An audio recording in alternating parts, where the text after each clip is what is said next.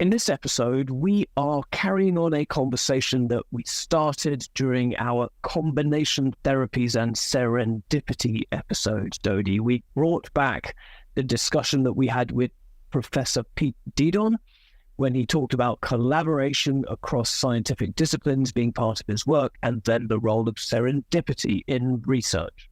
That's why different strokes from different folks are what matter today on Discovery Matters.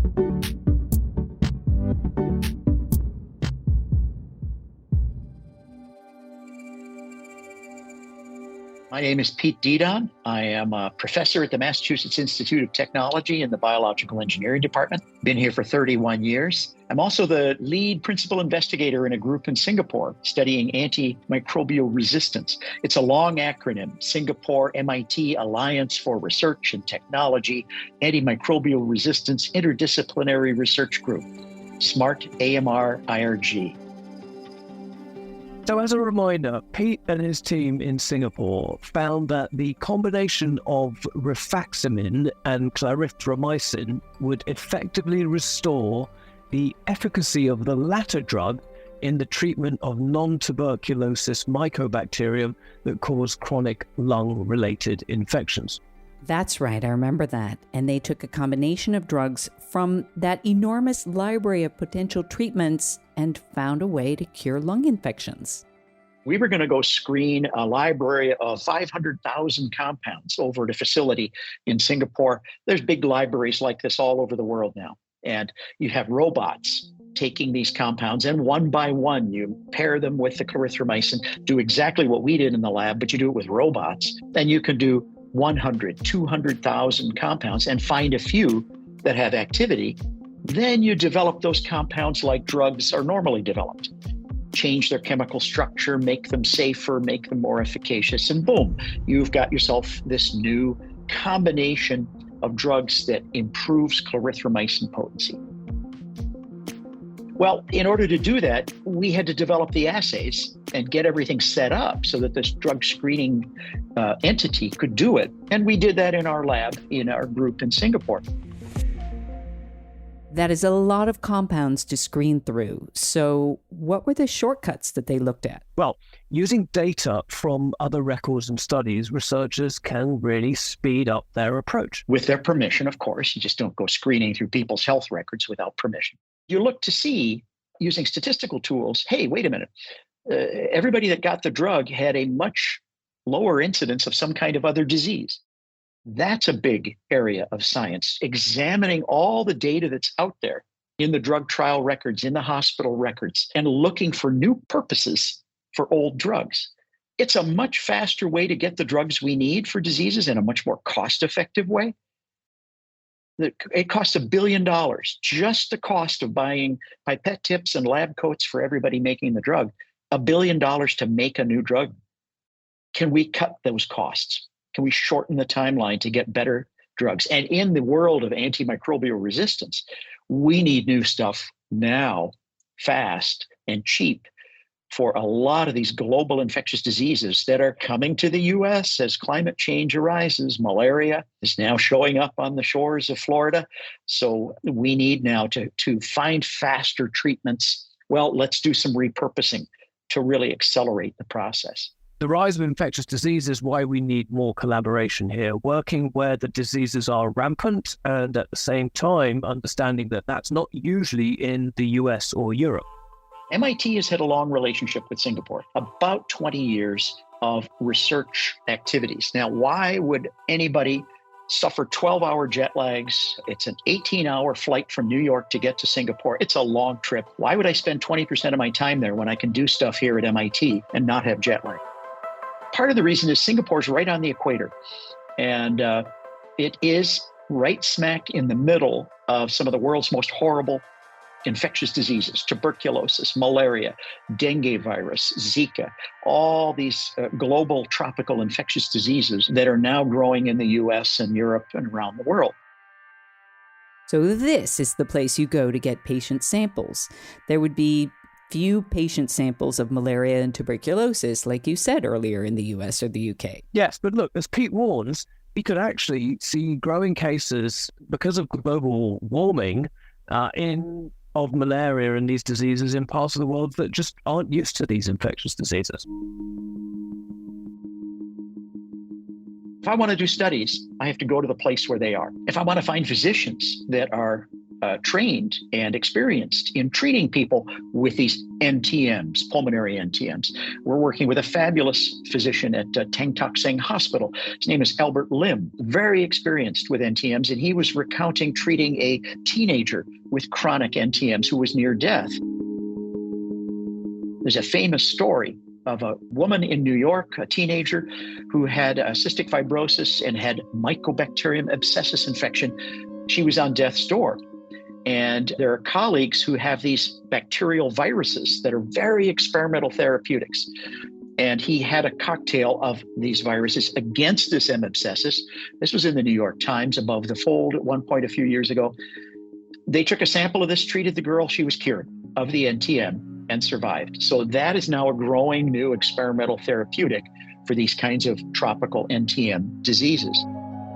So that's why some of us are in Singapore as part of this group. Now, it's 8 MIT professors and about 8 professors from the major universities in Singapore, all of us collaborating on a bunch of different projects. So this group in Singapore is just a hotbed of innovation, and there are subgroups all working on different points of care. My group and a couple other groups are making new therapeutics, new antibiotics, new compounds. There's another group that makes diagnostic tools. So, for example, these little point of care diagnostics. How do you tell the difference between a bacterial infection and a viral infection when you go to the doctor's office with a fever and a runny nose? Do you need antibiotics or not? A test like this that you could have right in the doctor's office to say, wait a minute, it's a virus. You don't need antibiotics. Go home, chicken soup, bed rest, all that stuff. This allows us to better shepherd the antibiotic use and avoid overusing antibiotics and creating antimicrobial resistance. Fascinating. What a wide swath of research. So how does someone in that sort of role within the group stay abreast of everything that the various groups are focusing on? The answer is actually, you don't. It's impossible to stay at the cutting edge with all these diverse technologies. I'm the group leader, and I think in 67 years on the planet, I've developed the wisdom to work with smart people and just let them do their smart stuff. And no pun intended on the smart here. These are brilliant scientists. My MIT group hates it when I say I have my smart people in Singapore and then I have you here at MIT. So it's an easy management problem. My leadership is hands-off in that sense of working with the group. It is terribly exciting to have our annual workshops and hear all the breakthroughs and go visit Singapore and talk to all the students and postdocs in the labs there and catch up on the exciting science that's going on. That's what keeps the blood going in an old person's body, is the excitement and the breakthroughs of the science going on.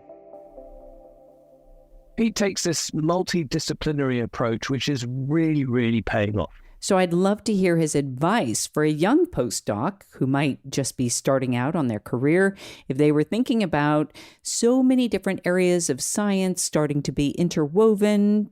What does Pete say? This is the same task I face with counseling undergraduate students, graduate students, postdocs. What should I do with my life? The first, and this is 31 years of mentoring experience. The first thing is, choose something that's the most exciting thing you can possibly think of. There are no purists doing one thing or the other. Sometimes we do combine and collaborate.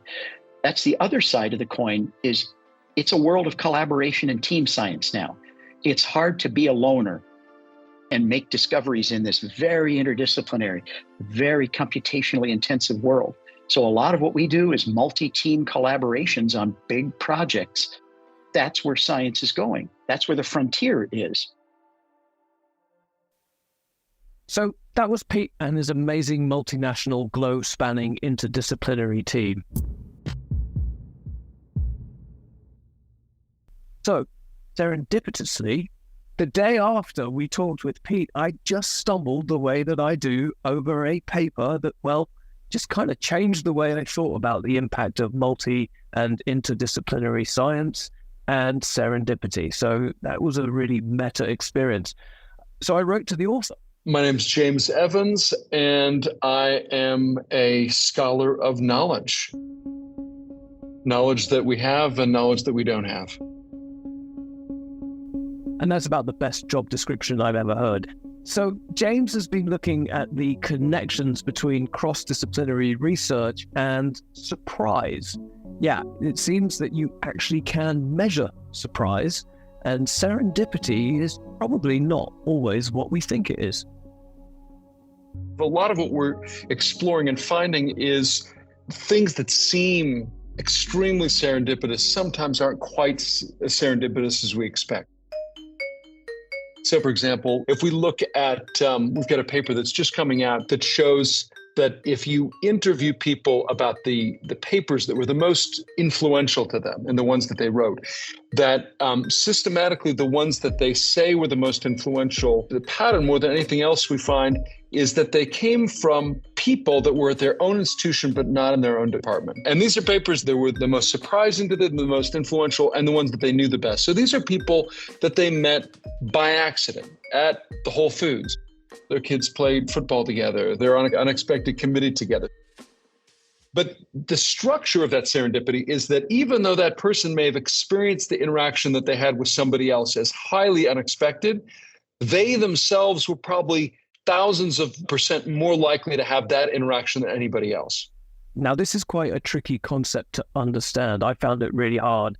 And James used something called a hypergraph, which, again, was a whole new term for me. New for me, too. What is it? If you think of a graph as a set of pairwise connections between nodes, so you can imagine a bunch of dots that are connected by strings, a hypergraph is sets of dots that are connected by their presence in the set. So you got a bunch of overlapping sets rather than a bunch of single lines that connect one another. These sets comprise the research ideas and the context from which these research ideas are drawn. So you can imagine a set combining ideas from astrophysics with ones from chemistry, with ones from potentially economics or the analytical social sciences. You can imagine ones combining certain areas of biomedical research and cancer therapeutics with new materials and fluorescences, which are kind of discovered and analyzed in a completely other part of the space. One of the powerful things that we discovered is that when we model things as sets and not as a network of things, we end up getting more predictive results about what discoveries will occur in the future.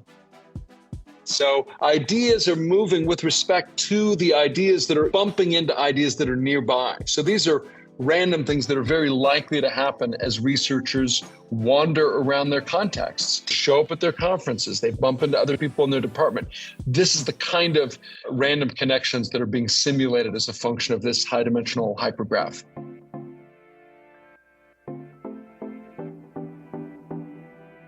I'm getting that James was dealing with huge data sets, large models, artificial intelligence. Exactly. The technology around here is AI-enabled technology. But what really fascinated me about James's work was the way that surprise was defined. So surprise is defined as, in a similar way to the violation of expectations about where the future is going to go. So that's pretty objective a definition. How did James and his team then use that definition in their outcomes? There is a quantity that Claude Shannon, who invented information theory back 80 years ago, that was called the surprisal. It's a quality that can be measured in bits, it can be measured in decimal scale, et cetera. But the idea is it's really the inverse of the probability of these events. Right? If you expect something extremely, then when those expectations are violated, you're surprised, and we can particularly calculate the surprisal, which is this inverse probability. So the way they fed into this research was our models were highly predictive of 90+% of the combinations of ideas in the biological sciences and the physical sciences, in other kinds of inventive activities we saw based on patents. But the ones that we couldn't predict were the most interesting and important ones, which is to say, so we predicted normal science, the science that like everybody expected would happen as a function of what was there before, which is what most people do. But the things that violated those sets of expectations were the things that garnered by far the most attention in terms of widespread citations and awards in the scientific community. Content combinations, which is where different keywords, concepts, ideas are combined in unusual ways. You pull together an idea from this physics journal and this biology journal and this chemistry conference. Those combinations of context dramatically predicted outsized citations and attention in the scientific space. And it's interesting, those are not always the things that get awards because awards are given by contexts.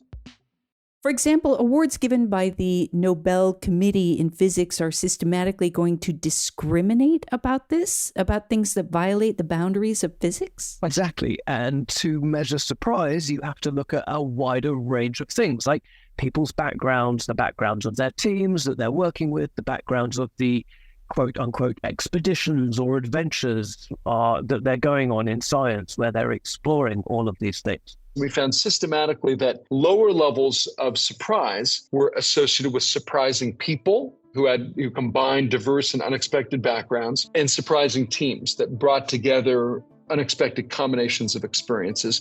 High levels of surprise were associated with surprising expeditions, where people from one part of the scientific space traveled across that space and solved the problem with kind of their alien perspectives and tools.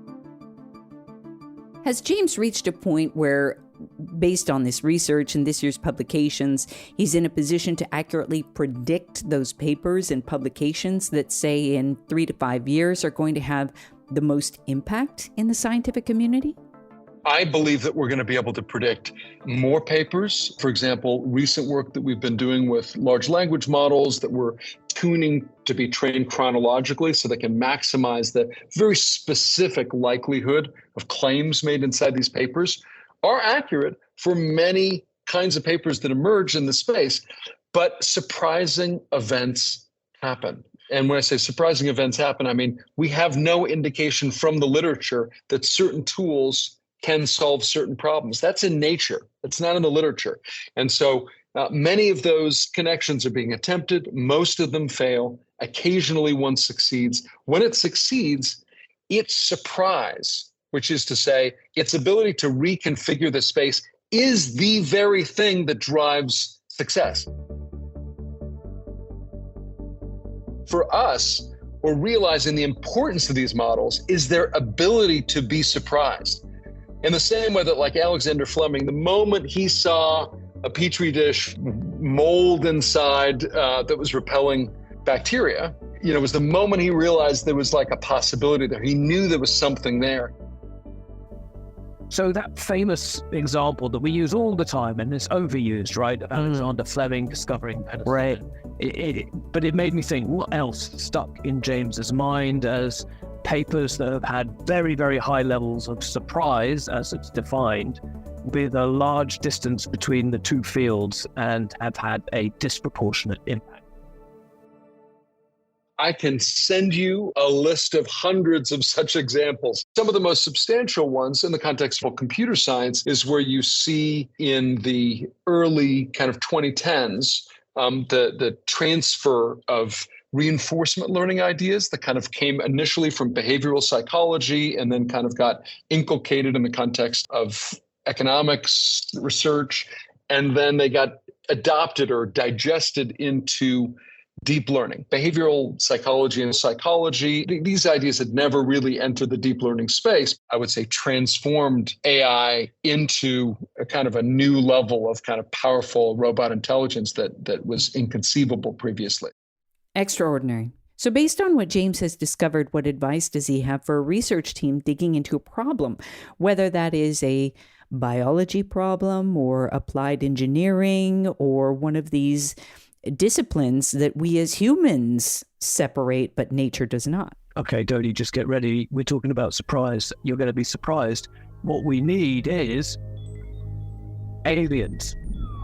but not just any old aliens. If they're looking for outsized success, which is to say they're willing to undertake the risk to engage in that success, then they need to find some friendly aliens, which is to say they need to find some tools and expertise that is unfamiliar to their colleagues, that is completely unregistered in their departmental education. And so they need to scatter and explore spaces that have formalisms, but could be relevant, but that have not been conceived with respect to these things. It requires jumping through or arbitraging these high-dimensional holes between communities. There's necessary risk. In fact, you want to rack up your failures. You want to be able to fail fast and kind of plow through a number of different ideas. In fact, we have a paper in Nature from 2019 with some wonderful colleagues at Northwestern where we show that accelerating failures, so the rate of your increase in failures, is one of the best ex-ante predictors of your ultimate success. What was really nice about what James said is it does sound a lot like, you know, those motivational posters with trite aphorisms that you see in offices and stuff. It's like, if you're not failing, you're not pushing your limits, or failure is a teacher, not an undertaker. They're so true, but it gets a bit boring. But here we have objective analysis and a method of trawling through opportunities to learn from failure. And that's not starting over from scratch every single time. Maybe not starting from scratch, but I feel like we need to go back to the beginning. I'm curious about what drove James to go into this field. I've always been interested in where ideas come from. A social scientist by original training, originally as an undergraduate and anthropologist, and I'm really interested in how it is that worldviews and kind of sets of ideas and languages kind of collide and create friction that generate ideas and accidents in the context of potential discovery. When I was at Harvard, I took this wonderful class on network analysis and graph theory, and I realized, wow, you could apply this to ideas, and you could kind of measure the space and the manifolds and the landscapes and the maps of ideas in the same way that you could with networks in a computer system or social networks. And that was, I would say, really the point that emerged into work that I'm doing now.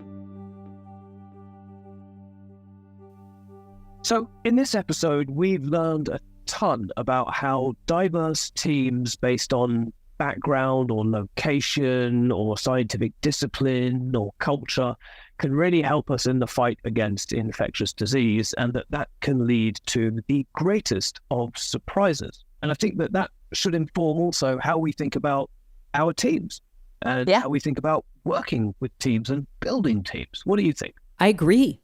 And I think it's about just keeping your eyes and your ears open, because you don't know what people don't know, even though I feel like now I'm spouting one of those aphorisms, one of the, on the post. Exactly. A big bumper sticker.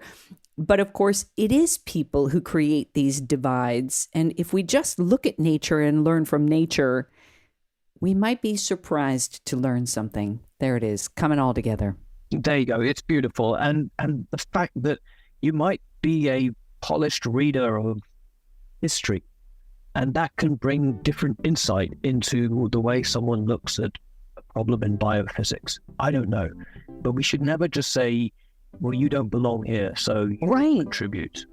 We want people who are from everywhere to belong to the places in which we work.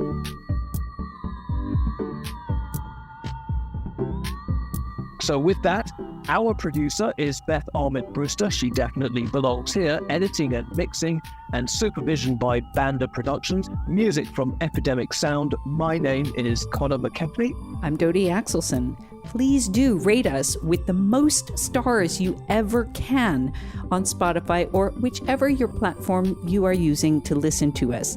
Thank you for listening, and we'll catch you on another episode of Discovery Matters.